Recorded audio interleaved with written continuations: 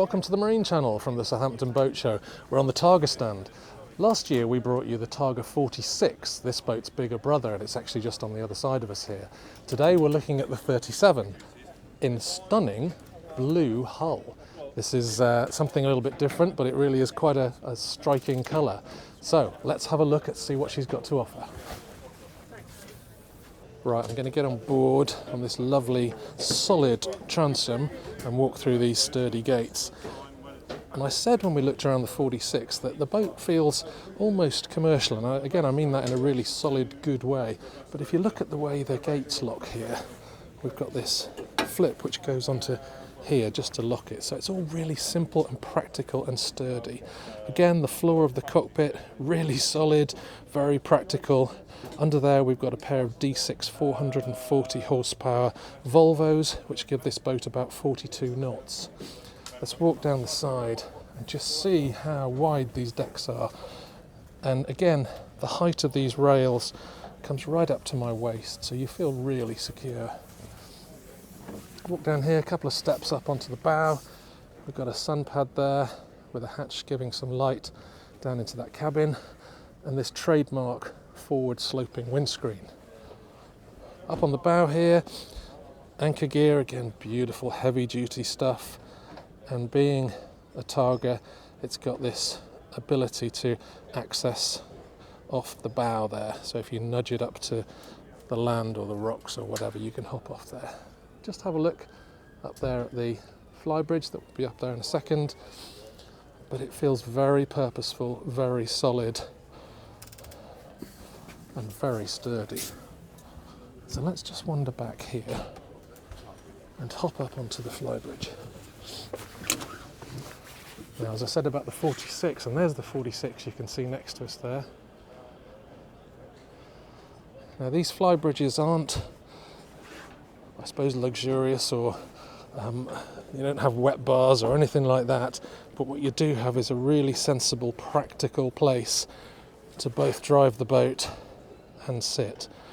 You've got a bit of storage under there, but here you've got that helm, which is very practical. I'm going to sit in the helm seat, and that's my view all round. So really purposeful boats. Anybody who doesn't know Targas, these are rugged boats. They call them the 4x4 of the sea, is their kind of strapline. And that's because they'll go through anything. So in the cockpit we've got some nice seating with storage under there. And let's go inside. And as I said about the 46, I think because it feels so practical and I'm going to say it again, commercial outside, you don't expect it to be this plush and the quality and the feel inside here. So if we start here, we've got an access down to the cabin there, which we'll have a look at in a minute. Loads of storage up here, and this is identical to the 46. Obviously the 46 just a bit bigger. Here we've got a table, and this flops out and will extend a little bit, but really cosy place to be. And this is elevated. You can see it's up on a plinth there, so if you are sitting up there, you've got a really good view out of these windows. Over here we've got more storage, and then we've got the kind of the work end of the boat. So here we've got the helm with a nice seat here and a very functional, and again it just feels like you're in a real, again I'm going to say workboat. I know it isn't a workboat, but it's got that sturdy feel to it. So you've got all your switch gear here, you've got your throttles, you've got your switches, you've got your thruster, you've got a huge Garmin screen there, sorry, Raymarine screen. You've got your VHF there, and then all your engine controls are actually at high level. And then if I move across here, we've got your tanks, your fusion, so that's all in there. Now if I lift this, interestingly, this is your galley. It's not a huge galley because this is a functional, practical boat, but you've got everything you need. You've got a couple of burners, you've got a nice stainless stink, and under there you've got your oven, and that flops down there and I guess doubles up as a chart table, and you've got your navigator's seat there. Again, like the Targas do have, you've got doors on both sides, so quick access for handling ropes, warps, mooring. Down here you've got a little footrest.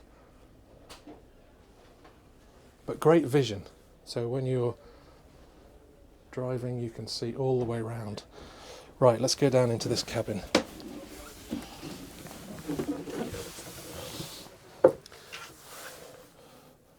So here we've got a really cosy in V formation at the moment, but as you can see, some rails there that you can slot an infill in and make that into a double.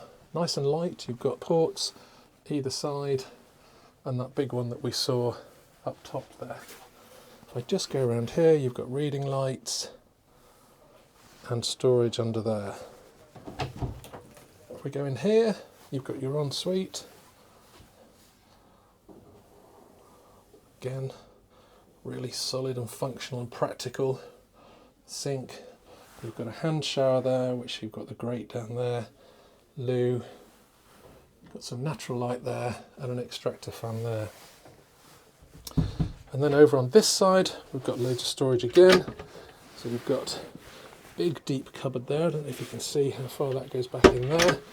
We've got a nice wardrobe there, a couple of drawers under there, and again storage under the berth there.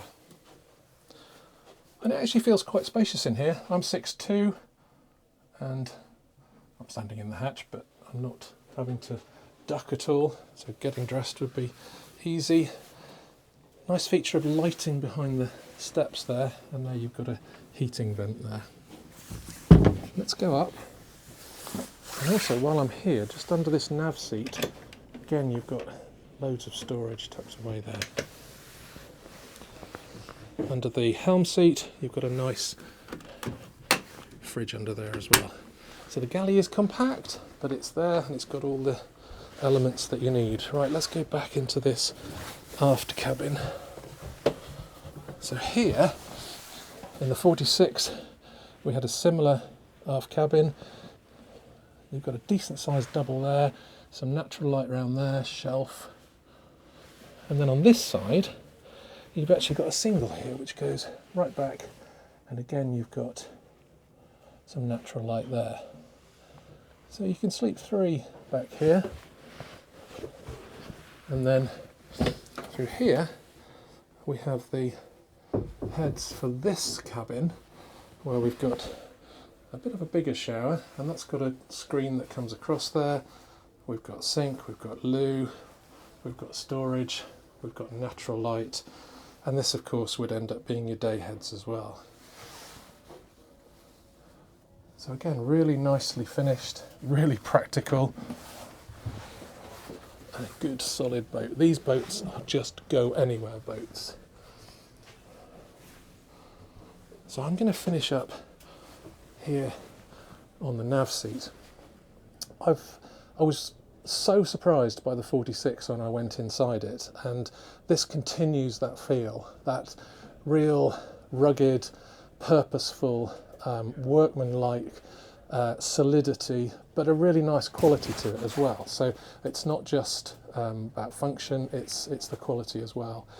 This boat comes in at about 641,000, including VAT for the standard boat, but the standard boat is really nicely equipped anyway. So I hope you've enjoyed looking around the 37. I certainly have. It's just a smaller version of the 46, but yeah, I hope you enjoyed it, and please do remember to subscribe if you did enjoy it, and we'll see you on the next one.